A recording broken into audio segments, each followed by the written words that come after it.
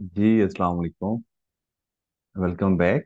आज हम आपका जो चैप्टर नंबर 2 है आपकी कैप्लन की स्टडी टेक्स्ट का, उसके सीक्वेंस के हिसाब से हम वो डिस्कस करने जा रहे हैं। हमने इससे पहले 3 लेक्चर्स के अंदर आपका चैप्टर नंबर 1 डिस्कस किया है, जिसमें हमने इंट्रोडक्शन ऑफ एश्योरेंस, एश्योरेंस की टाइप, एश्योरेंस एंगेजमेंट्स के element and further limitations of audit, expectations gap and छोटे मोटे फर्दर जो कॉन्सेप्ट थे हमने वो डिटेल में डिस्कस किए हैं। आज के इस चैप्टर में हम आपको डिस्कस करने जा रहे हैं chapter number 2, rules and regulation. जब हम चैप्टर नंबर 1 डिस्कस कर रहे थे, उस चैप्टर की डिस्कशन के दौरान हमने चीजें डिस्कस की थी कि ऑडिटर को अपॉइंट होने के लिए अपने अपनी legal eligibility and ethical eligibility test को अप्लाई करना होता है।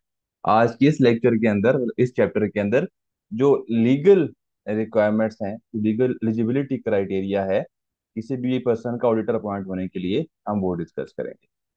हम ये डिस्कस करेंगे कि जब एक कंपनी, कौन सी कंपनियों ने अपना ऑडिट करवाना होता है एंड कौन सी कंपनी जो है वो ऑडिट से एग्जाम्प्ट होती है, मतलब जिनके ऊपर लीगल रिक्वायरमेंट नहीं होती ऑडिट करवाने की। अगर वो पर्सनली जान करवाना चाहते हैं ऑडिट, तो वो करवा सकते हैं।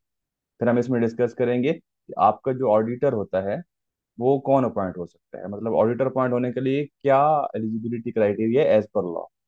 अगर आप एलिजिबल हैं तो फर्दर आपकी कौन से एलिमेंट्स, कौन से फैक्टर्स आपने देखने हैं, तो वो भी हम इसमें क्या करेंगे, डिस्कस करेंगे। अगर आपने ऑडिटर अपॉइंट कर लिया है और फिर आपने उसको रिमूव करना है, तो उसका क्या प्रोसीजर है। अगर ऑडिटर खुद रिजाइन करना चाहता है, तो उसका क्या प्रोसीजर है, क्या प्रोटोकॉल्स हैं, हम यहाँ पर वो भी डिस्कस करेंगे। फिर आपका जो लॉ है, कंपनीज लॉ, कॉर्पोरेट लॉ, उसके अकॉर्डिंगली ऑडिटर्स के क्या राइट्स हैं, ऑडिटर की क्या ड्यूटीज रिस्पॉन्सिबिलिटीज हैं, वो भी हम आपकी इस चैप्टर में डिस्कस करेंगे।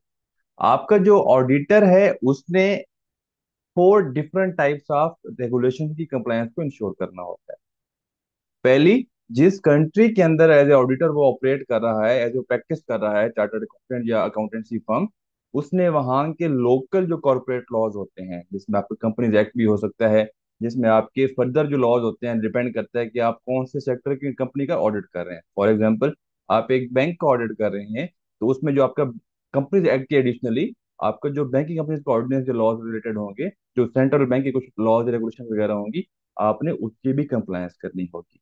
उसके अलावा जो ऑडिटर होता है वो किसी प्रोफेशनल बॉडी का मेंबर होता है, जैसे कि एसीसीए, आप एक एसीसीए बॉडी के मेंबर होते हैं। जैसे कि एसीए या ICW qualified person ICW body के मेंबर्स होते हैं।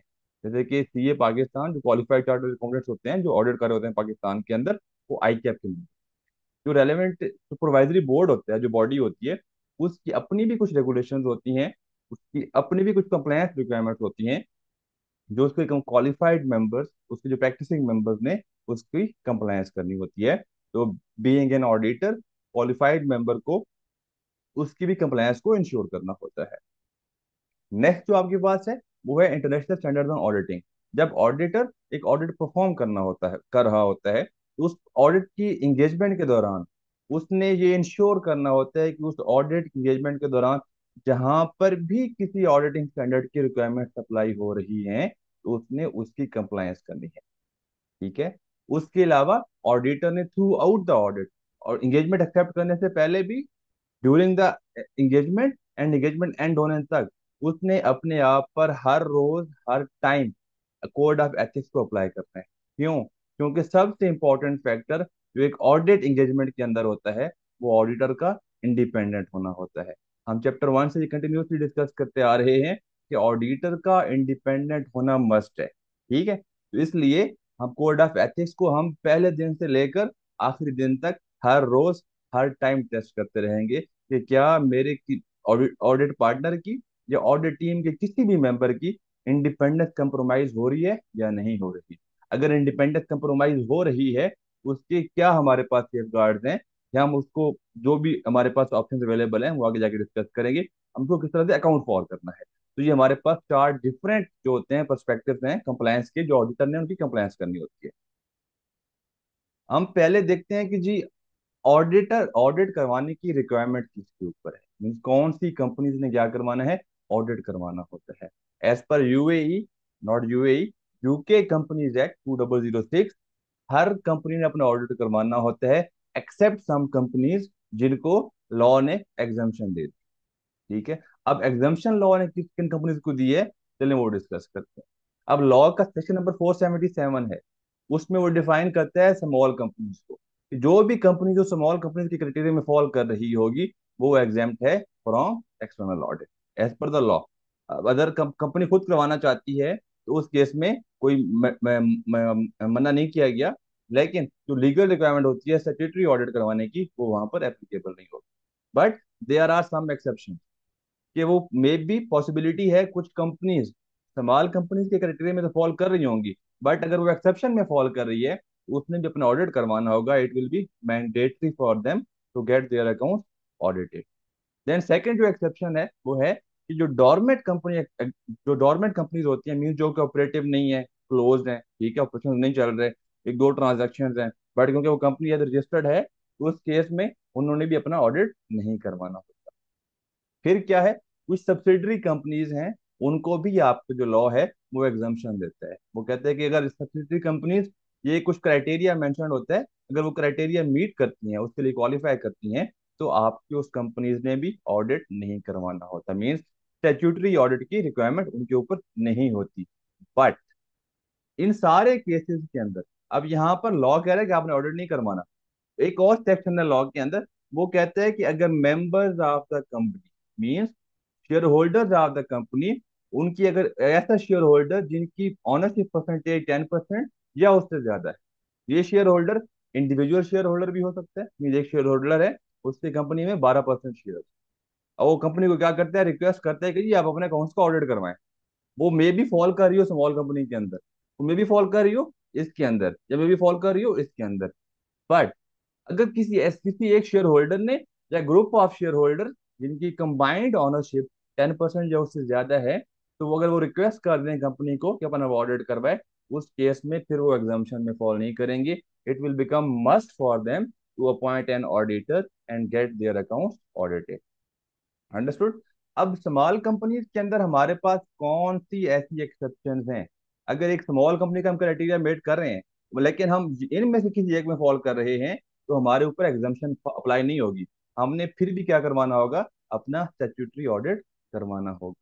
अब हमारी कौन सी ऐसी एक्सेप्शंस हैं, स्मॉल कंपनी है बट वो कौन सी है, पब्लिक कंपनीज है हमारे पास। आपको पता है कि दो तरह की कंपनीज होती हैं, private company and public company. अगर एक प्राइवेट कंपनी स्मॉल कंपनी है तो वो एग्जाम्प्ट हो जाएगी। अगर एक पब्लिक कंपनी है लेकिन वो स्मॉल कंपनी के क्राइटेरिया में फॉल कर रही है, स्मॉल कंपनी का क्राइटेरिया क्या है, एक रेवेन्यू थ्रेशोल्ड दिया गया है, और आपके एक फिर जो आपके है एक एसेट्स के थ्रेशोल्ड दिया गया है कि अगर आप उसके अंडर फॉल करते हैं, उसके बिलो फॉल करते हैं, तो आप एक स्मॉल कंपनी होंगी। आपकी पब्लिक कंपनी भी पहले साल में उसमें फॉल कर रही होगी, बट क्योंकि वो as a public company registered है, तो उसमें उनके ऊपर एग्जाम्पशन वाला क्राइटेरिया अप्लाई नहीं होता, उन्होंने फिर भी अपना ऑडिट करवाना ही करवाना है। जो आपकी बैंकिंग कंपनीज हैं, ठीक है, इंश्योरेंस कंपनीज हैं, इन्वेस्टमेंट फर्म्स हैं, ये ऐसी कंपनी जो कि ई मनी इशू करती हैं, for example crypto currencies, okay, आपके पास उसके अलावा जो है बिटकॉइंस की बात कर लो, जितनी भी ऐसी कंपनीज हैं जो ई मनी इशू करती हैं, तो उन सारी कंपनियों के लिए भी ऑडिट की रिक्वायरमेंट मस्ट है, चाहे वो किस में फॉल कर रही हैं, स्मॉल कंपनी में फॉल कर रही हैं, चाहे वो किसी और कंपनी में फॉल कर रही हैं। क्लियर। फिर आप किसी ऐसी कंपनी को वैल्यूएट कर रहे हैं, वो किसी ऐसे ग्रुप की मेंबर है जिसमें कोई एक कंपनी पब्लिक कंपनी है, ठीक है, फॉर एग्जांपल। अब ग्रुप क्या होता है, जिसमें एक पेरेंट कंपनी होती है, उसमें मल्टीपल सब्सिडरीज होती हैं, सब सब्सिडरीज होती हैं, मतलब 10-12 कंपनी भी हो सकती हैं, 20-25 कंपनी भी हो सकती हैं, एक ग्रुप में 100+ कंपनी भी हो सकती है। अगर आप ऐसा कोई ग्रुप इवेल्युएट कर अगर आप किसी ऐसी कंपनी को इवेल्युएट कर रहे हैं जिसका फॉर एग्जांपल वो एक कंपनी एक ग्रुप की पार्ट है, उसमें 12 कंपनियां ग्रुप के अंदर, एक पेरेंट कंपनी है, 11 सिस्टर कंपनी सब्सिडीज कंपनी, उनमें से 10 जो है वो प्राइवेट है और एक क्या है, पब्लिक है, दो पब्लिक है, ठीक है। क्योंकि उनमें से कोई एक भी अगर पब्लिक है तो बाकी जितने भी पार्ट ऑफ ग्रुप है सारों के ऊपर आपकी जो रिक्वायरमेंट है वो एप्लीकेबल हो जाएगी ऑडिट करवाने की। अब नेक्स्ट है कि who can be appointed as an auditor. अभी हमने पहले डिस्कस किया है कि ऑडिट किसने करवाना है, who is required to get their statements audit, हमने वो डिस्कस कर लिया है। अब नेक्स्ट फेज क्या है कि who can be appointed as an auditor to audit the financial statements of the eligible company. अब हमारा जो यूके का लॉ है वो कहता है कि कोई इंडिविजुअल या कोई फर्म ऑडिटर अपॉइंट हो सकती है अगर वो पर्सन एक मेंबर है रिकॉग्नाइज सुपरवाइजरी बोर्ड का। अब मेंबर मीन आप एक एसीसी मेंबर को मेंबर होते हैं, ठीक है। आप आईसीडब्ल्यू के क्वालिफाइड पर्सन है, आपने एक्सपीरियंस भी अपना किस साल का कर लिया हुआ है, तो आप मेंबरशिप के लिए एलिजिबल है, मेंबरशिप अप्लाई कर सकते हैं, आपको मेंबरशिप मिल जाएगी। अब मैंने आईकैप से सीए क्वालिफाई किया हुआ है और मैं साथ में आर्टिकल भी कंप्लीट किए हुए हैं और मैं आईकैप का मेंबर। मीन्स सुपरवाइजरी बॉडी कौन सी होती है? प्रोफेशनल बॉडीज, जो यूके का जो कॉर्पोरेट लॉ है, कंपनीज लॉ है, जो उनको डिफाइन कर रहा है। आपका जो यूके के लॉ के अकॉर्डिंगली चार बॉडीज क्या हैं, वो रिकॉग्नाइज सुपरवाइजरी बोर्ड है। पहला कौन सा है? आईसीएडब्ल्यू। दूसरा कौन सा है? Institute of chartered accountants of Scotland. Third कौन सा है? Chartered accountants of Ireland. Fourth कौन सा है? एसीसी। इन जो चार बॉडीज के जो मेंबर्स होंगे वो एलिजिबल हैं to be appointed as an auditor. Second requirement क्या है कि उन सारे मेंबर्स के बाद, सारे मेंबर्स के पास कोई, अगर अगर हर बॉडी का पॉसिबिलिटी है, हर बॉडी की अपनी रेगुलेशन होती हैं, रूल्स होते हैं जिसकी उसकी मेंबर्स ने कंप्लायंस करनी होती है। पॉसिबिलिटी है कि एसीसीए की अपने कुछ जो रूल बुक है मेंबर्स के लिए, उसमें एक एलिजिबिलिटी क्राइटेरिया मेंशन्ड है कि अगर आपने ऑडिटर अपॉइंट होना है, अगर आप प्रैक्टिस करना चाहते हैं, तो आपको ये क्राइटेरिया मीट करने पड़ेंगे। तो उस केस में अगर वो सारे क्राइटेरिया को मीट कर रहा है वो पर्सन, जो उसकी अपनी बॉडी की रेगुलेशन है या रिक्वायरमेंट्स हैं, तो उन अगर ये दोनों कंडीशन मीट कर रही होंगी, तो फिर वो पर्सन क्या हो सकता है? ऑडिटर अपॉइंट हो सकता है। अब नेक्स्ट क्या है जी? सॉरी। अब हमने एक ब्रॉडर डिस्कशन कर लिया कि मतलब कौन सा पर्सन एलिजिबल है, ठीक है। अब हमने लीगल पर्सपेक्टिव देख लिया, अब हमने प्रोफेशनल कंपिटेंस देख ली। अगर एक बंदा एसीसी मेंबर है, आईसीएडब्ल्यू मेंबर है, या सीए आयरलैंड का मेंबर है, या सीए स्कॉटलैंड का मेंबर है, तो वो ऑडिटर अपॉइंट हो सकता है। बट हमने एथिकल पर्सपेक्टिव से इंडिपेंडेंस को डिस्कस करना है। अब हमारा लॉ भी हमें क्या कर रहा है, कुछ सिचुएशंस बता रहा है। वो कह रहा है कि अगर आप इसमें से किसी एक सिचुएशन में फॉल कर रहे हो, तो आपकी इंडिपेंडेंस कंप्रोमाइज हो जाए। तो हमने ये चीज पहले दिन से डिस्कस करते आ रहे हैं कि ऑडिटर का आजाद होना लाजमी, वो एक इंडिपेंडेंट पर्सन होकर न्यूट्रल अपना ओपिनियन दे। राइट?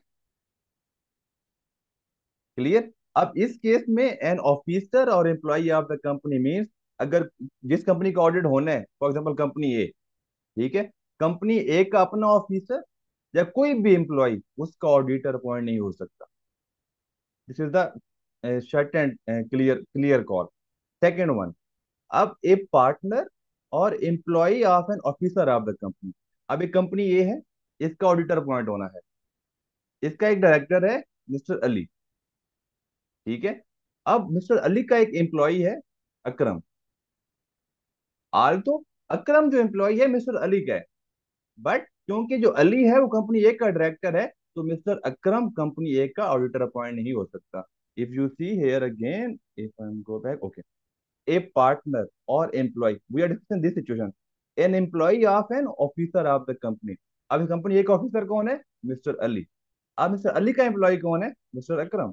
अब क्योंकि मिस्टर अकरम मिस्टर अली का एम्प्लॉय है एंड मिस्टर अली कौन है? ऑफिसर ऑफ कंपनी ए है, तो इस सिचुएशन में मिस्टर अकरम जो है कंपनी ए का ऑडिटर अपॉइंट नहीं हो सकता। अब फिर बात कर रहे हैं a partner of an officer of the company. अब हम यहाँ पे कहते हैं कि जो मिस्टर अकरम है और मिस्टर अली पार्टनर है, वो एक मिस्टर अली क्या है? कंपनी ए में डायरेक्टर है, एंड फिर सेपरेटली अली का एक अपना बिजनेस है जिसमें अली एंड अकरम पार्टनर है। क्योंकि यहाँ पर अली और अकरम पार्टनर हैं, इसीलिए अकरम कंपनी ए का इस सिचुएशन में भी डायरेक्टर, सॉरी, ऑडिटर अपॉइंट नहीं हो सकता। अब हम यहाँ पर किस पर्सपेक्टिव से बात कर रहे हैं, ताकि हमारी जो इंडिपेंडेंस है वो कंप्रोमाइज ना हो। Making sense? Next one, anyone who has a financial interest in the company. In simple terms, any person who has received money from the somehow anyway from the company, who has any sort of financial interest in the company, जैसे कि share holder है, ठीक है, उसके company में investment है। For example मैं auditor हूँ और मैंने पाकिस्तान स्टॉक एक्सचेंज के अंदर एक कंपनी में मिलियंस ऑफ रुपीस इन्वेस्ट किए हैं। अगर मैं उसका ऑडिटर अपॉइंट हो जाता हूँ और मैं ऑडिट करने करते हुए मैं कोई ऐसी मिसस्टेटमेंट्स ढूंढ लेता हूँ, अगर मैं वो मिसस्टेटमेंट्स को ठीक करवाता हूँ, तो कंपनी का प्रॉफिट मिलियंस ऑफ रुपीज से डाउन हो जाएगा। अंडरस्टूड? तो ऐसी सिचुएशन में अब जाहिर सी बात है मैं इंडिपेंडेंट होकर एडजस्टमेंट नहीं करूंगा, जो अपना फाइनेंशियल इंटरेस्ट है अगर वो मैं अपना प्रॉफिट अंडर, मैं अगर मैं एक्सपेंस रिकॉर्ड करवाता हूँ, प्रॉफिट्स डाउन जाएंगे। जब वो एफएस पब्लिश होंगी मार्केट के अंदर, तो स्टॉक मार्केट में कंपनी का शेयर नीचे जाएगा, मेरा फाइनेंशियल लॉस है। तो इस केस में मैं कभी भी इंडिपेंडेंट होकर उनको वो एडजस्टमेंट्स नहीं करने के लिए बोल सकूंगा। मेरी इंडिपेंडेंस कंप्रोमाइज हो रही है, मेरी ऑब्जेक्टिविटी क्या हो रही है, कंप्रोमाइज हो रही है, इन्फ्लुएंस हो रही है। इसीलिए लॉ कह रहा है कि आपने इस केस में ऑडिटर अपॉइंट होना ही नहीं, आप वो ही नहीं सकते। Next one is individual who lakhs the required qualification. अभी हमने डिस्कस किया था एसीसी मेंबर होना लाजमी है, सीए मेंबर होना लाजमी है, ये आयरलैंड मेंबर होना लाजमी है। क्लियर? अगर आप जो एक रिक्वायर्ड क्वालिफिकेशन है, अगर आपके पास वो भी नहीं है, तो बाई डिफॉल्ट आप क्या हो जाएंगे, इनएलिजिबल हो जाएंगे। अगर कोई ऐसा पर्सन है और उस पर्सन ने क्या किया है, वो कन्विक्टेड है इन एनी फ्रॉड और डिसऑनेस्टी के केस में, तो बंदा भी यहाँ पर ऑडिटर अपॉइंट नहीं हो सकता। जब हम कोड ऑफ एथिक्स की बात करते हैं, कोड ऑफ एथिक्स में एथिक्स के 5 फंडामेंटल प्रिंसिपल है। उनमें से सबसे पहला प्रिंसिपल है वो है इंटेग्रिटी का। ठीक है? अब वो एक बंदा ऑलरेडी डिसऑनेस्टी जैसे क्या है, उसको कन्विक्टेड है, तो अब उसकी इंटेग्रिटी कहाँ पे है, बात ही खत्म होगी। तो मतलब यहाँ पे लॉ को बाय डिफॉल्ट ही क्या कह रहा है, कह रहा है कि आप इनएलिजिबल हो, आप डिसक्वालिफाइड हो। क्लियर? Next one. अब यहाँ पर ऑडिटर ने अपने इंडिपेंडेंट को क्या करना है, हर लिहाज में इंश्योर करना है।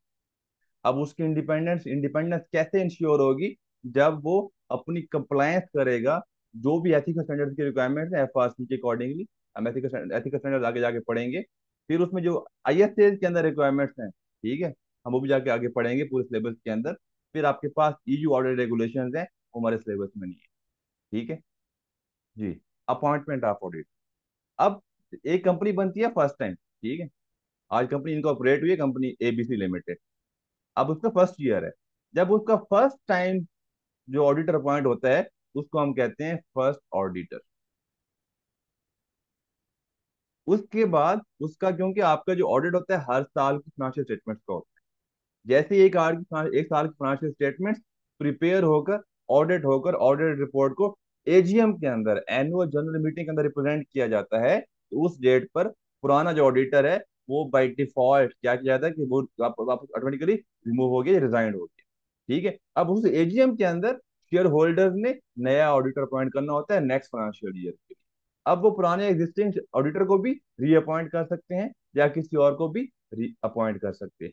ठीक है? जो पहले साल के लिए, पहले फाइनेंशियल साल के फाइनेंशियल स्टेटमेंट के ऑडिट करने के लिए जो ऑडिटर अपॉइंट होता है, उसको हम कहते हैं फर्स्ट ऑडिटर। जो उसके बाद आने वाले through out his life, it's life, जो भी ऑडिटर्स अपॉइंट होते हैं, उनको हम क्या कहते हैं, सब्सीक्वेंट ऑडिटर्स। ईयर 2 के जो ऑडिटर अपॉइंट होगा वो क्या होगा, सब्सीक्वेंट ऑडिटर होगा। ईयर 3 के लिए, ईयर 100 के लिए जो ऑडिटर अपॉइंट हो रहा होगा, वो क्या होगा, सब्सीक्वेंट ऑडिटर ही उसको हम कहेंगे।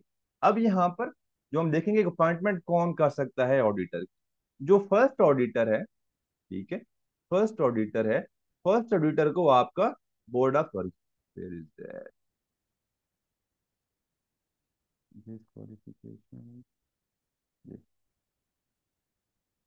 जो आपका फर्स्ट ऑडिटर है, आपके फर्स्ट ऑडिटर को कौन अपॉइंट करते हैं, director of the company appoint करते हैं। आपके जो सब्सिक्वेंट ऑडिटर है, उसको कौन अपॉइंट करते हैं, members of the company appoint करते हैं। चलिए, अब members of the company appoint करते हैं, बट कैसे, by passing a ordinary resolution. अब यहाँ पर क्वेश्चन माइंड में आना चाहिए कि ये ऑर्डिनरी रेजोल्यूशन क्या है। बेसिकली ये कॉन्सेप्ट आप क्या है, कंपनी लॉ का, बिजनेस लॉ का। चलिए यहाँ पर आया, डिस्कस कर लेते हैं। अब लॉ के अंदर, कंपनी लॉ के अंदर, जो कॉर्पोरेट इन्वायरमेंट के अंदर, जब भी कोई डिसीजन लिया जाता है मीटिंग के अंदर, मीटिंग हो सकती है शेयर होल्डर्स की भी, ठीक है, और मीटिंग हो सकती है बोर्ड ऑफ डायरेक्टर्स की। और जब वो डिसीजन लेते हैं, किसी चीज पे एग्री करते हैं, डिसएग्री करते हैं, वो कहते हैं रेजोल्यूशन हैज बीन पास, और इट इज रिजॉल्व। ठीक है, दोनों केसेस के अंदर। अब जब हम शेयर होल्डर्स की बात करें करते हैं, इनको हम कहते हैं मेंबर। मेंबर्स की जितनी भी मीटिंग होती है कंपनी के अंदर, या जितनी भी मीटिंग होती है शेयर होल्डर्स की, उनको कहा जाता है जनरल मीटिंग। लॉ के अंदर ये डिफाइन किया गया है, मतलब जितनी भी आपकी मेंबर्स की मीटिंग होती है, उनको कहते हैं जनरल मीटिंग। ठीक है? अब इसके अंदर लॉ कुछ दो कैटेगरी चीजों को कैटेगराइज करता है। जो शेयर होल्डर के डिसीजन होते हैं, वो मैटर्स को दो चीजों में डिवाइड करता है। वो कहता है कि कुछ आपके ऐसे मैटर्स होंगे, ठीक है, जिसमें अगर आप 50% मेजोरिटी, 50% प्लस अगर टीम जो मेंबर्स हैं, वोटिंग पावर्स हैं, अगर वो कहते हैं कि यस, मतलब है कि वो चीज डिसीजन हो गया है, वो अब चीज वो इम्प्लीमेंट हो जाएगी, उसको मतलब आप उसको क्या कर देंगे, इम्प्लीमेंट कर देंगे कंपनी के अंदर जो भी डिसीजन है। लेकिन कुछ मैटर्स ऐसे होंगे जहां पर मेंबर्स का एटलीस्ट 75% प्लस क्या करना होगा, उन्होंने इस पर एग्री करना होगा। मे बी ये हो सकता है ये बहुत ही मेजर डिसीजन है, ये कंपनी का पूरा स्ट्रक्चर, पूरा बिजनेस मॉडल, मतलब उसकी पूरी जो है किस्मत, कह देंगे फॉर्च्यून, ये चेंज कर सकता है ये वाला डिसीजन। अगर कोई ऐसा इंपॉर्टेंट डिसीजन है तो उस केस में लॉ कहता है कि जी आपकी 75% प्लस शेयर होल्डर्स का यस कहना लाजमी है, तभी वो डिसीजन समझा जाएगा कि हाँ जी ये अप्रूव हो गया है। ऐसे सारे मैटर्स जहां पर आपका जो शेयर होल्डर्स के अप्रूवल के लिए 75% या प्लस अप्रूवल की रिक्वायरमेंट होती है, उसको कहा जाता है स्पेशल मैटर्स या स्पेशल बिजनेस। और जो वो डिसीजन पास किया जाता है, जो डिसीजन रिजॉल्व किया जाता है, उसको बोला जाता है स्पेशल रेजोल्यूशन, उसको बोला जाता है जी स्पेशल रेजोल्यूशन। जो भी डिसीजन, जो भी मैटर्स जहां पर मेंबर्स की 50% प्लस जो एग्रीमेंट है, जो डिसीजन मतलब यस और नो है, वो इज मोर देन इनफ, उन सारे डिसीजंस को, सारे रेजोल्यूशन को कहा जाता है आपके ऑर्डिनरी रेजोल्यूशन। इसलिए अगर कंपनी ने ऑडिटर अपॉइंट करना है, तो ऑडिटर अपॉइंट करने के लिए मेंबर्स का जस्ट 50% प्लस जो मेंबर्स अगर यस कर दें तो बात इनफ है, मतलब ऑडिटर वो अपॉइंट हो गया हुआ है। इसलिए यहाँ पर कहा गया है कि by passing an ordinary resolution, जहां पर भी किसी भी पॉइंट पर मेंशन होगा कि स्पेशल रेजोल्यूशन, उसका मतलब यह है कि वहां पर मेंबर्स का 75% प्लस जो मेंबर्स का एग्री करना मस्ट है। ठीक है, अब ये फर्स्ट ऑडिटर अपॉइंट हो गया, सेकंड ऑडिटर भी अपॉइंट हो गया। देयर इज ए पॉसिबिलिटी, अब ऑडिटर अपॉइंट करते हैं 1 साल के लिए। अब आपने आज ऑडिटर अपॉइंट किए, उनने आपके साल की अकाउंट्स का, जब साल कंप्लीट होगा उसके बाद अकाउंट्स बनेंगे, उससे फिर वो ऑडिट करेगा। देयर इज ए पॉसिबिलिटी कि ड्यूरिंग द पीरियड, साल के दौरान ही किसी भी वजह से आपका ऑडिटर या तो रिजाइन कर देता है या आप उसको रिमूव कर देते हैं। ठीक है, अब रिमूव कौन कर सकता है, कैसे करते हैं वो बाद में देखते हैं, या रिजाइन वो क्यों करेगा वो बाद में देखते हैं। बट अगर वो खुद रिजाइन कर देता है या आप उसको रिमूव कर देते हो, तो उस केस में कैजुअल वैकेंसी अराइज हो। ठीक है, मतलब आपकी अब सीट वैकेंसी खाली हो गई है, अब आपने नया ऑडिटर अपॉइंट करना है, क्योंकि आपने ऑडिट तो करवाना ही करवाना है। तो उस केस में जो कैजुअल वैकेंसी होगी वो कौन फिल करेगा, आपके डायरेक्टर्स क्या करेंगे, उसको अपॉइंट करेंगे। अंडरस्टूड। अब नेक्स्ट चीज क्या है, appointment bye directors require the members approval. अब पॉसिबिलिटी है कुछ कुछ कंट्रीज के अंदर ये रिक्वायरमेंट होती है कि जो डायरेक्टर्स अगर अपॉइंट करते हैं ऑडिटर को, तो नेक्स्ट जो भी मेंबर्स की मीटिंग होगी उसमें मेंबर्स का अप्रूवल रिक्वायर्ड, बल्कि जबकि कुछ कंट्रीज के अंदर भी ये रिक्वायरमेंट ना हो। ये कंट्री टू कंट्री जो रिक्वायरमेंट होती है ये वेरी करती है। अब नेक्स्ट लास्ट पॉइंट जो हमारे पास अपॉइंटमेंट के लिए रेलेवेंट है वो ये है कि हमने डिस्कस किया फर्स्ट ऑडिटर की अपॉइंटमेंट, हमने डिस्कस किया सब्सिक्वेंट ऑडिटर की अपॉइंटमेंट, हमने डिस्कस किया कैजुअल वैकेंसी की अपॉइंटमेंट। ठीक है, ये कौन कर सकता है। अब यहाँ पे पॉसिबिलिटी है कि फर्स्ट ऑडिटर अपॉइंट करना था डायरेक्टर्स ने, अगर डायरेक्टर्स अपॉइंट नहीं कर पाते, फिर जो पावर है वो चली जाती है मेंबर्स के पास, कि फर्स्ट ऑडिटर भी कौन अपॉइंट करे, मेंबर्स अपॉइंट करे। अब यहाँ पे कैसा होता है कि मेंबर्स भी फर्स्ट ऑडिटर अपॉइंट नहीं करते। अब ना डायरेक्टर्स ने अपॉइंट किया ना फर्स्ट मेंबर्स ने फर्स्ट ऑडिटर अपॉइंट किया, तो उस केस में कौन फिर अपॉइंट करेगा, जो यूके का सेक्रेटरी ऑफ स्टेट है वो अपॉइंट करेगा। क्लियर। अब नेक्स्ट, जो सब्सिक्वेंट ऑडिटर्स हैं किसने अपॉइंट करने हैं, मेंबर्स ने अपॉइंट करने हैं। अगर वो अपॉइंट नहीं कर पाते तो फिर कौन अपॉइंट करेगा, सेक्रेटरी ऑफ स्टेट अपॉइंट करेगा। जी। अब रिमूवल ऑफ ऑडिटर, अगर आप ऑडिटर अपॉइंट कर लिए, बाद में बात नहीं बन रही, ना वो आपकी बात मान रहा है ना आप उसकी बातें मान रहे हैं, कॉन्फ्लिक्ट आ रहा है, उस केस में क्या होता है, रिश्ता तोड़ना पड़ता है। अब उस केस में आप क्या करेंगे, या तो ऑडिटर खुद रिजाइन करेगा, अगर वो रिजाइन नहीं करना चाह रहा तो फिर कौन रिमूव कर सकता है, कंपनी रिमूव कर सकती है। तो कंपनी को अगर ऑडिटर, कंपनी ने ऑडिटर रिमूव करना है तो क्या प्रोसीजर है, auditor can be remove before the end of their term by passing an ordinary resolution, okay, told her in general meeting. अगर आप देखें, जी, अगर आप अभी लास्ट स्लाइड वाली डिस्कशन को अगर आप रिकॉल करें, फर्स्ट ऑडिटर अपॉइंट करता है कौन, directors, BOD, board of directors. Subsequent auditor appoint appoint करता है कौन, शेयर होल्डर, मेंबर। जो आपकी कैजुअल वैकेंसी है वो कौन फिल करता है, आपका BOD, board of directors. But in सारे अपॉइंटेड ऑडिटर्स को रिमूव कौन कर सकता है? सिर्फ मेंबर्स रिमूव कर सकते हैं। जब रिमूवल की बात आती है, उस चीज के लिए मैटर नहीं करता कि वो आपके ऑडिटर को अपॉइंट किसने किया था। अगर ऑडिटर को डायरेक्टर्स ने अपॉइंट किया या मेंबर्स ने अपॉइंट किया, इट डजंट मैटर। जब रिमूवल की बात आएगी, तो जो रिमूवल की पावर है वो सिर्फ शेयर होल्डर्स के पास, मेंबर्स के पास है। और वो किस कब कब वो रिमूव कर सकते हैं, कैसे रिमूव कर सकते हैं? By passing an ordinary resolution. Alright, तो next this one is done. Next one जी, रिमूवल प्रोसीजर्स। अब यहाँ पर अगर एक कंपनी ने ऑडिटर को रिमूव करना है तो क्या प्रोसीजर? पहला चीज, अगर कंपनी ने रिमूव करना है ऑडिटर को, तो कंपनी शेयर होल्डर्स की जनरल मीटिंग का एक स्पेशल नोटिस इशू करेगी। वो नोटिस सारे शेयर होल्डर्स को सेंड किया जाएगा, और सेम नोटिस ऑडिटर को भी भिजवाया जाएगा। ठीक है। जब ऑडिटर के पास वो नोटिस आएगा, अपने को उसको रिमूव किया जा रहा है, तो ऑडिटर के पास उसको लॉ ये राइट देता है कि अगर उसके पास कुछ फैक्ट्स हैं, कुछ इंफॉर्मेशन है, और वो अगर शेयर होल्डर्स के साथ कम्युनिकेट करना चाहता है, तो उस केस में उससे एक रिटर्न रिप्रेजेंटेशन प्रेजेंट तैयार करनी होगी एंड कंपनी को भिजवानी होगी। जैसे ही कंपनी को वो एक लेटर, रिटर्न रिप्रेजेंटेशन जिसमें फैक्ट्स एंड फिगर्स मेंशन होंगे, ठीक है, कंपनी को रिसीव होगा, तो कंपनी वो लेटर सारे शेयर होल्डर्स को भिजवा देगी। क्लियर? अगर सारे शेयर होल्डर्स को नहीं भिजवाती, तो मीटिंग वाले दिन पे ऑडिटर को ये अपॉर्चुनिटी दी जाएगी कि वो वोटिंग होने से पहले सारे शेयर होल्डर्स के सामने, मेंबर्स के सामने अपनी उस रिप्रेजेंटेशन को प्रेजेंट करे। सारे शेयर होल्डर्स को बताए कि किन वजूहात की बेस पर कंपनी के जो डायरेक्टर्स ने उसका रिमूवल रिकमेंड किया। अंडरस्टूड? तो अगर जैसे ही वो हो जाएगी रिप्रेजेंटेशन, उसके बाद ही वोटिंग होगी।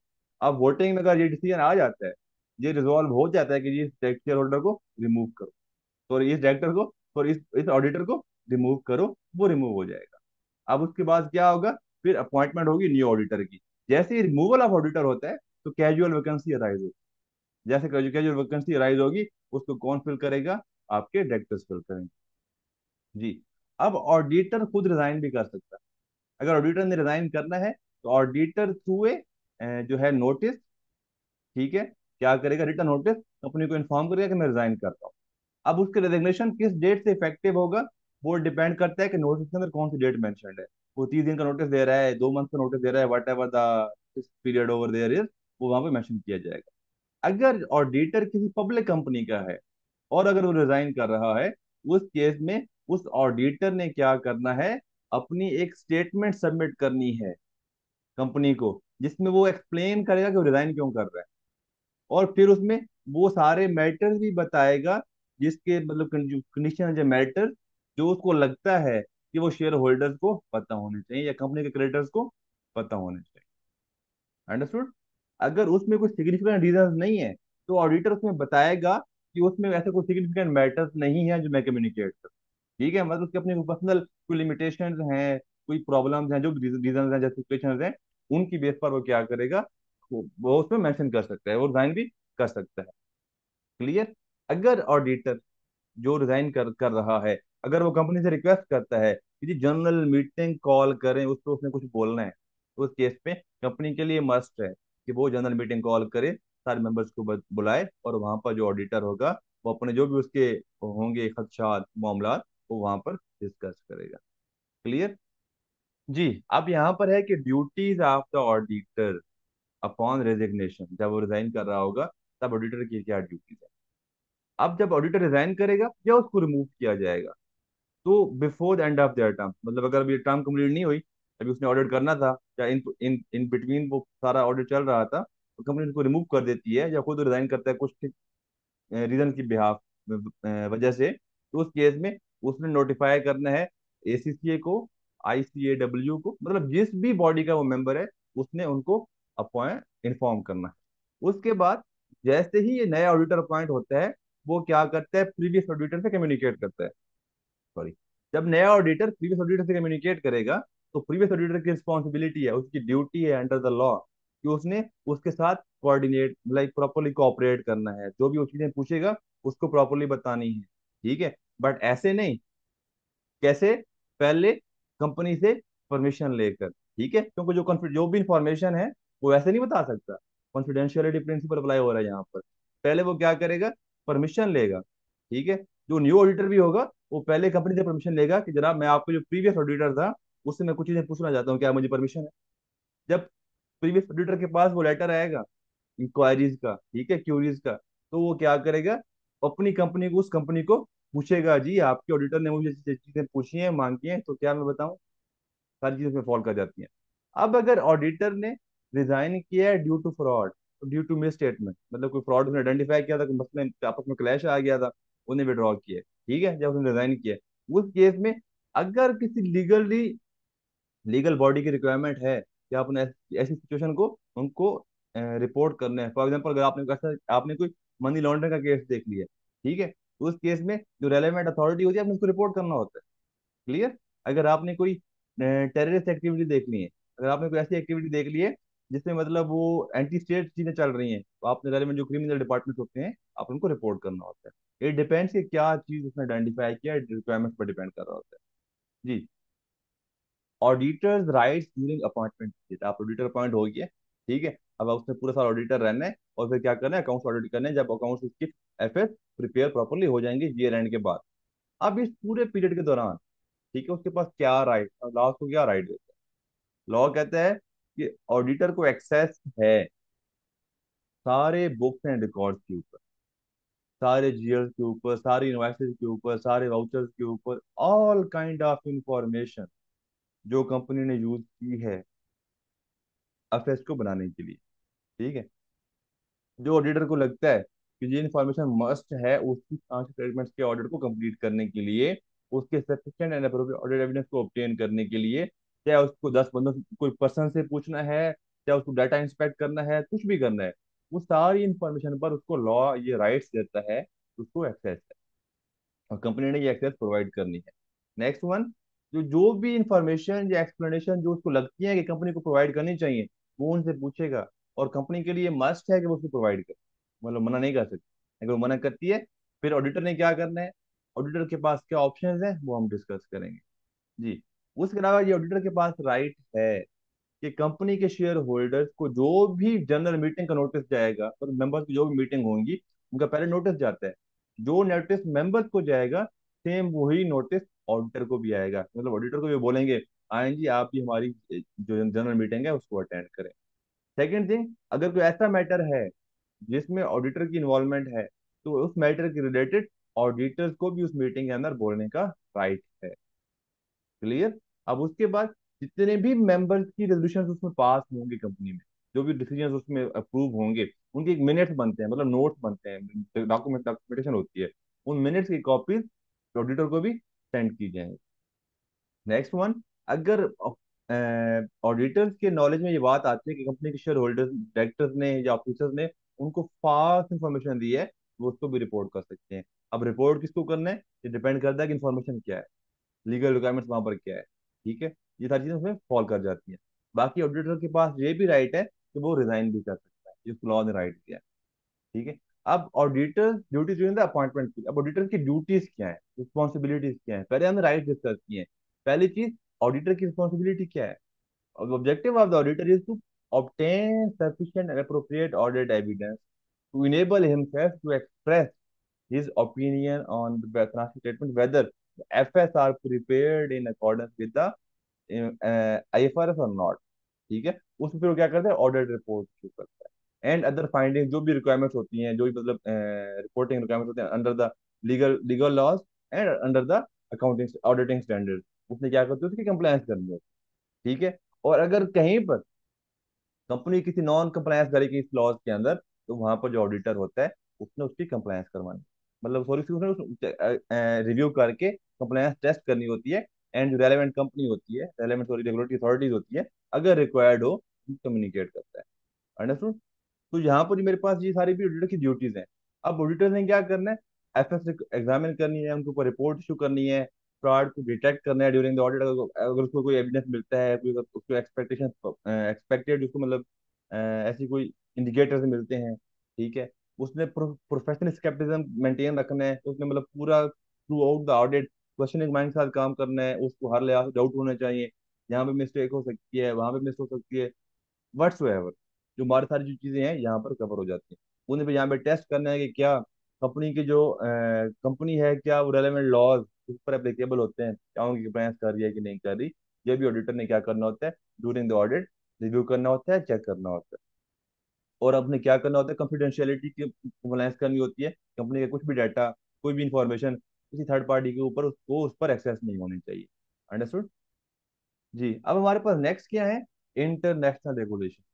अब हमने पहले जो डिस्कस किए हैं वो लोकल जो लॉ होता है, कंपनीज एक्ट जो होता है, जो कॉर्पोरेट लॉज होते हैं, हम उसकी रिक्वायरमेंट डिस्कस किए हैं। तो उसमें ऑडिटर के पास क्या राइट्स हैं, कैसे रिमूव होगा, कैसे अपॉइंट होगा, क्या उसके पास ड्यूटीज हैं, ठीक है, रिजाइन करेगा तो क्या करेगा, हमने वो डिस्कस किया है। अब हमारे पास कुछ बॉडीज हैं, एक है IFAC, international federation of accountant, ठीक है। उसके अंदर फर्दर सब बॉडीज हैं जो different areas related standards, publication मतलब रूल स्टैंडर्ड क्या करती हैं, सेट करती हैं और इशू करती हैं, पब्लिश करती हैं। जो पहली हमारे पास है वो है international ethics standard board for account. ये हमारी क्या करती है, ये आपके कोड ऑफ एथिक्स को क्या करती है, पब्लिश करती है, जो कि रेलेवेंट बॉडी, ये मेन बॉडी है, मेन बोर्ड है, ठीक है। और फिर उसके बाद जो हर कंट्री की अकाउंटेंसी बॉडीज होती हैं, जैसे कि यूके के अंदर एसीसी है, आईसीएडब्ल्यू है, आपकी आयरलैंड वाली बॉडी है आपकी, उसके अलावा जो स्कॉटलैंड वाली बॉडी है, पाकिस्तान में आई कैप है, इंडिया में आईसीएआई है, पाकिस्तान में आईसीएमएपी भी है, मतलब हर कंट्री में डिफरेंट बॉडीज होती हैं। फिर वो बॉडीज जो लोकल बॉडीज होती हैं वो इन स्टैंडर्ड्स को अडॉप्ट करती हैं, ठीक है। अब जब वो like let's suppose I ACC की बात कर लेते हैं। अब एसीसी ने इस कोड ऑफ एथिक्स को अडॉप्ट किया हुआ है और उसने ये मैंडेटरी किया हुआ है अपने मेंबर्स के लिए, कि उसके जो मेंबर्स हैं, ठीक है, उन्होंने इसकी कंप्लायंस करनी है। अब कोड ऑफ एथिक्स जो है ये दो एरियाज को डिस्कस करता है। अब ये एथिक्स प्रोवाइड करता है, एथिक्स स्टैंडर्ड्स प्रोवाइड करता है उन अकाउंटेंट्स के लिए, उन एसीसी मेंबर्स के लिए या आईसीडब्ल्यू मेंबर्स के लिए जो बिजनेस के अंदर है, मीन्स जो इंडस्ट्री के अंदर है, कंपनीज में जॉब कर रहे हैं, फाइनेंस मैनेजर की, सीएफओ की, डायरेक्टर फाइनेंस की, ठीक है, मतलब ये डिपेंड करता है कौन सी पोजीशन में बैठे हैं। दूसरा ये एरियाज एथिक्स स्टैंडर्ड डील करते हैं आपकी अदर साइड को। अदर साइड आपकी कौन सी है, आपकी practising chartered accountant, practising ACC जो फर्म्स में जॉब कर रहे हैं, फर्म्स में पार्टनर्स हैं, फर्म्स में डायरेक्टर्स हैं, फर्म्स में मैनेजर हैं, चाहे वो टैक्स कंसल्टेंट्स हैं, चाहे वो आपके ऑडिट ऑडिट में ऑडिट सर्विसेज दे रहे हैं, ये सारे उनको डील करता है। जो लोकल बॉडीज होती हैं जैसे कि एसीसी है, उन वो उसको अडॉप्ट करते हैं, और जो रेलेवेंट मेंबर होता है वो जिस भी एरिया में जॉब कर रहा होता है या काम कर रहा होता है, वो इन कोड ऑफ एथिक्स के रेलेवेंट उस एरिया का उनकी कंप्लायंस कर रहा होता है।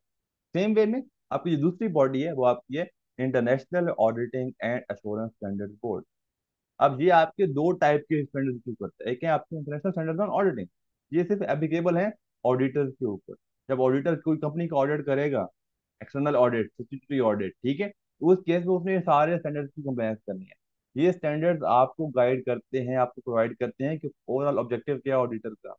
ऑडिटर ने किसी भी एंगेजमेंट को, किसी भी कंपनी के ऑडिट असाइनमेंट को एक्सेप्ट करने से पहले क्या क्या चीजें कंसिडर करनी है। जब वो एक्सेप्ट कर रहा होगा, एंगेजमेंट लेटर साइन कर रहा होगा, तब उसने क्या क्या चीजें इंश्योर करनी है कि उस लेटर के अंदर ऑलरेडी एग्रीड होनी चाहिए मैनेजमेंट के साथ, ताकि बाद में मैनेजमेंट भाग ना जाए अपनी कमिटमेंट। नेक्स्ट, ऑडिटर ने प्लान कैसे करना है, ऑडिटर ने प्लान को एग्जीक्यूट कैसे करना है, प्रोसीजर्स कौन से अप्लाई करने हैं, कौन सी टीम मेंबर को कहाँ, मतलब सॉरी, प्रोसीजर्स कौन से अप्लाई करने हैं, एविडेंस कैसे रिसीव करना है, फिर एविडेंसेस को एवेल्युएट कैसे करना है, फिर जो है गोइंग कंसर्न कैसे टेस्ट करनी है, सब्सिक्वेंट इवेंट्स कैसे टेस्ट करने हैं, ठीक है। ये सारे जो आपके रेलेवेंट एरिया है आपको स्टैंडर्ड गाइड करते हैं। अगर आप ग्रुप ऑडिट कर रहे हैं तो आपने उसमें ऑडिट को कैसे परफॉर्म करना है, अगर आपने थर्ड पार्टी हायर करी एज एक्सपर्ट तो आपने क्या चीजें चेक करनी है, तो सारा कुछ रिपोर्ट कैसे देनी है, अगर कंपनी में गलतियां हैं तो रिपोर्ट पे क्या इम्पैक्ट आएगा, ईच एंड एवरीथिंग आपको ये स्टैंडर्ड गाइड करते हैं, ठीक है। फिर आपके पास है international standard on quality management, quality management. ये आपके बेसिकली, क्योंकि हमारा जो मेन ऑब्जेक्टिव क्या है, तो हमने ये इंश्योर करना है कि हम कोड ऑफ एथिक्स की कंप्लायंस कर रहे हैं, हम एक हाई क्वालिटी सर्विस ऑफर कर रहे हैं, हम हाई क्वालिटी ऑडिट कंडक्ट करके हम ऑडिट रिपोर्ट इशू कर रहे हैं, ठीक है। उस केस में हमारे पास दो स्टैंडर्ड है, ISQM1, ISQM2।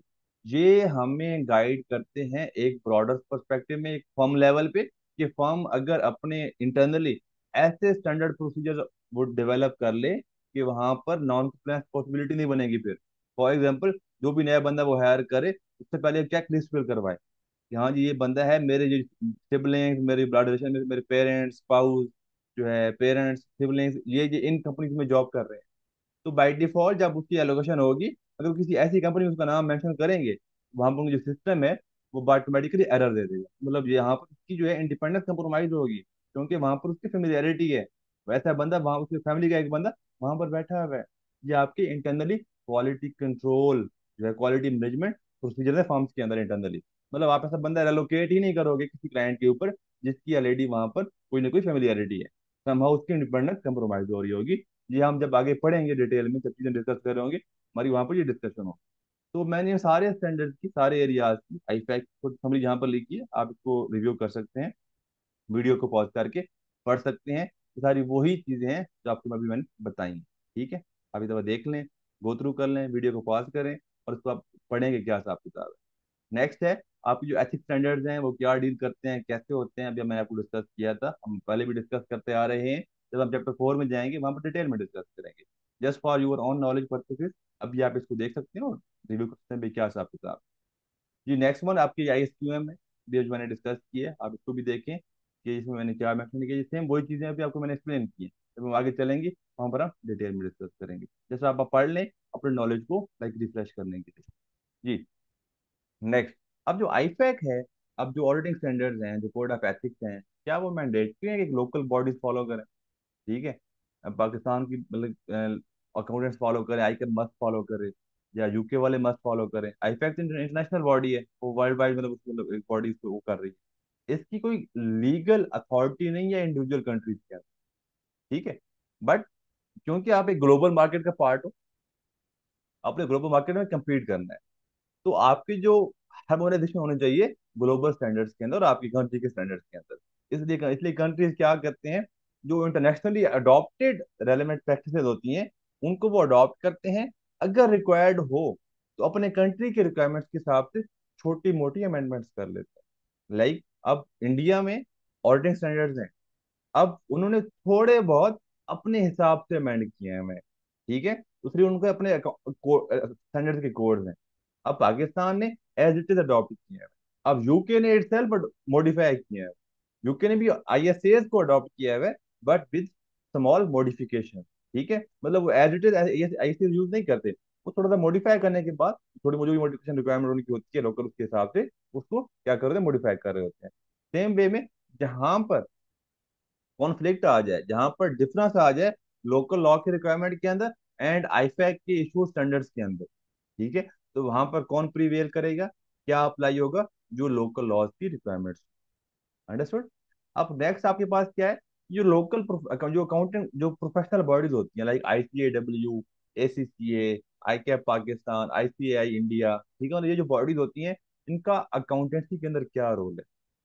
अब हम यहाँ पे एसीसी की बात करें तो ये आपको क्या प्रोवाइड करते हैं, ये आपको हाईली प्रोफेशनली कॉम्पिटेंट, ठीक है, टेक्निकली कॉम्पिटेंट प्रोफेशनल्स प्रोवाइड करते हैं with lot of market exposure. क्योंकि एसीसी मेंबर बनने के लिए आपको प्रोफेशनल क्वालिफिकेशन के सारे एग्जाम्स पास करने पड़ते हैं, फिर आपको 3 साल का मस्ट एक्सपीरियंस भी क्या करना पड़ता है, रिक्वायरमेंट को मीट करना पड़ता है। उसके बाद ही आप क्या करते हो, उसके अलावा आपको एक कोड ऑफ एथिक्स का जो कोर्स होता है, आप केसीसी फाइनल आप पढ़ते हो, मॉड्यूल आपका होता है एथिक्स का, आपको वो भी कंप्लीट करना पड़ता है। तो मीन्स जब एक एसीसी मेंबर आप बनते हो, आप टेक्निकली साउंड होते हो, आपके पास प्रैक्टिकल एक्सपोजर होता है, एंड आपके पास कोड ऑफ एथिक्स भी आप एनरिच होते हो। आप ऑडिट अभी पढ़ रहे हो डबल ए, आप इसमें एथिक्स पढ़ रहे हो, आप एसबीआर पढ़ोगे एथिक्स पढ़ोगे, आप ट्रिपल ए पढ़ोगे एथिक्स पढ़ोगे, आप एसबीआर पढ़ोगे एथिक्स पढ़ोगे, आप जब अगर एडवांस टैक्स पढ़ोगे वहां पे भी आप एथिक्स पढ़ोगे। मतलब आपको इतना एथिक्स पढ़ाते हैं क्या, मतलब एथिक्स आपके जो है ब्लड में सर्कुलेट करना स्टार्ट हो जाता है। इसलिए जो अकाउंटेंट प्रोफेशनल बॉडीज होती हैं ये आपको हाईली कॉम्पिटेंट इंडिविजुअल प्रोवाइड कर होते हैं अकाउंटेंसी प्रोफेशन को, इसलिए ये बहुत ही क्रिटिकल रोल प्ले कर। उसके अलावा जब आप इधर मेंबर बन जाते हो तो फिर उसके बाद आपने एक सीपीडी प्रोग्राम को रिक्वायरमेंट्स को मीट करना होता है। सीपीडी प्रोग्राम क्या होता है, कंटिन्यूइंग प्रोफेशनल डेवलपमेंट। इसमें सारे मेंबर को ईयरली बेसिस पर मिनिमम आवर्स इन रिकॉर्ड करवाने होते हैं अपनी बॉडी को, कि मैंने अपनी प्रोफेशनल डेवलपमेंट पर इस साल इन कोर्सेज के थ्रू, इन सेमिनार्स के थ्रू जो मैंने अटेंड किए हैं, अपने ये मैंने आवर्स को पूरा किया है, ताकि मेरी जो है नॉलेज स्किल्स वो अपडेटेड रहें। This was your chapter, sorry, chapter number 2। अब प्रैक्टिस क्वेश्चंस है, सिंपल वन, जो भी अब हमने डिस्कस किया है उसी से रिलेटेड है। अब यहाँ पर हम देखते हैं कि अब इसमें which of the following statement is false. अब accounting standard auditing standards are laws which must be followed during all audits. These are not laws, these are just guidance, not laws. तो यहाँ पे मेरा जो पहले वाला है यही गलत है, रेस्ट आप पढ़ लेंगे आपको समझ लग जाएगी। अब auditing standards are not laws, यहाँ पे वो कह रहे हैं कि auditing standards are laws which must be followed during the all audits. तो our first is wrong. Next question. Which of the following are reasons for the audit profession issuing auditing standards? Requirement है to ensure consistency of audit across different firms. अब अगर सारी firms एक ही audit standards को use कर रही हों, ठीक है, तो उस केस में किसी के माइंड में भी ये नहीं आएगा कि जी अगर ये ऑडिट उस फर्म ने किया होता तो रिपोर्ट कुछ और होती, अगर ये ऑडिट फलां फर्म ने किया होता तो रिपोर्ट कुछ और होती। तो this one is correct, right. Next one, to provide bureaucracy for auditors. अब ऑडिट प्रोफेशन के अंदर ब्यूरोक्रेसी कॉन्सेप्ट की कोई चीज ही नहीं है, ठीक है, तो ये मतलब रॉन्ग हो गया मेरे पास। Next, to ensure quality in the standards of audit perform. अब हमारा पर्पस क्या, ऑब्जेक्टिव क्या है कि मैंने sufficient and appropriate audit evidence obtain करना है और अपना मैंने ओपिनियन देना है। जितना भी मैं गाइडेड हूंगा, मेरे पास स्टैंडर्ड्स प्रोसीजर्स होंगे, स्टैंडर्ड्स लाइक रेगुलेशंस होंगी जो मैंने यूज फॉलो करनी होगी ऑडिट को परफॉर्म करने के लिए, उतना ही मेरे पास जो रिस्क है गलतियां करने का उतना कम होगा। इसलिए to ensure quality in the standard of audit, okay. इसलिए यहाँ पर मेरा ठीक कौन सा है, 1 and 3, ऑप्शन नंबर सी। जी, विच ऑफ द फॉलोइंग में act as auditor of the company. Option one, that companies previous finance director who left the company 5 years ago to join the audit firm, okay. A director of the company being audited who holds a valid audit certificate। Company का director auditor appoint नहीं हो सकता, भी हमने discuss किया था। An employee of the company being audited who holds a valid, employee भी क्या हो सकता है, ऑडिटर अपॉइंट नहीं हो सकता। अब डायरेक्टर फॉल कर रहा है ऑफिसर के केस के अंदर, ठीक है, और एम्प्लॉय फॉल कर रहा है एम्प्लॉय के केस के अंदर। Next one, the wife of the finance director who works for a reputable audit firm. ये भी अपॉइंट नहीं हो सकती। क्यों अपॉइंट नहीं हो सकती, क्योंकि यहाँ पर आपकी जो इंडिपेंडेंस है वो कंप्रोमाइज होगी, ठीक है। तो ऑप्शन वन इज आपका करेक्ट है। Next one, in most jurisdictions the auditors of a company will be appointed by which party। किसके साथ कौन अपॉइंट करता है, शेयर होल्डर्स अपॉइंट करते हैं। हम पहले दिन से डिस्कस कर रहे हैं ऑडिटर कौन अपॉइंट करता है, ऑडिट कौन करवाना चाहता है, ऑडिटर शेयर होल्डर्स करवाना चाहते हैं। तो जाहिर सी बात अपॉइंट कौन करेगा, शेयर होल्डर की अपॉइंट करेंगे in most of jurisdiction। But is country to country आपकी जो रिक्वायरमेंट्स हैं लॉ की वो वेरी कर रही होती है। जी, which are the following statement is true. अब क्या ट्रू है जी डिस्कस करते हैं। The shareholder of most company will also be the directors. Wrong, why, क्योंकि जितनी बड़ी कंपनी होती हैं, पब्लिक लिस्टेड कंपनीज होती हैं, अब उनके मिलियंस ऑफ शेयर होल्डर्स होते हैं, ठीक है। अब एक कंपनी के मिलियन डायरेक्टर्स तो नहीं हो सकते, तो यहाँ पर ये मेरे पास जनरल पर एप्लीकेबल नहीं होगी। प्राइवेट स्मॉल कंपनी जहाँ पर 3 ऑनर्स हैं, 4 ऑनर्स हैं, वो चारों चारों वो डायरेक्टर्स भी हो सकते हैं। बट फॉर लार्ज कंपनीज ऐसा पॉसिबल नहीं है। The next one, the directors are the stewards of the company responsible for looking after the company on behalf of the owners। ये कॉन्सेप्ट चैप्टर नंबर 1 में हमने डिस्कस किया था, and this is the correct answer by the way. Auditors are allowed to be business partners of the company directors, possible नहीं है, ठीक है। तो next one, directors are will always, यहाँ पे विल ऑलवेज है वो बहुत मैटर कर रहा है, have a vested interest in the company doing well because they own shares in the company they work for. अब डायरेक्टर्स मस्ट नहीं है कि हर डायरेक्टर के पास शेयर्स होंगे, कुछ एक्सेप्शन होती हैं, वहां पर आपके जो डायरेक्टर्स के पास शेयर्स नहीं होते फिर भी वो डायरेक्टर्स अपॉइंट हो चुके होते हैं, डायरेक्टर काम कर रहे होते हैं। इसलिए मेरा जो ये वाला पॉइंट है उस पर अप्लाई नहीं हो रहा होता। ये हमारा चैप्टर नंबर 2 था जो हमने डिस्कस किया है। अगर इस चैप्टर के रिलेटेड कोई भी आपके क्वेश्चन हैं तो आप कमेंट्स में पूछ सकते हैं, आप फेसबुक पे मुझसे पूछ सकते हैं, आप लिंक्डइन पे भी मुझसे पूछ सकते हैं। Thank you so much. अब नेक्स्ट चैप्टर में डिस्कस करते हैं।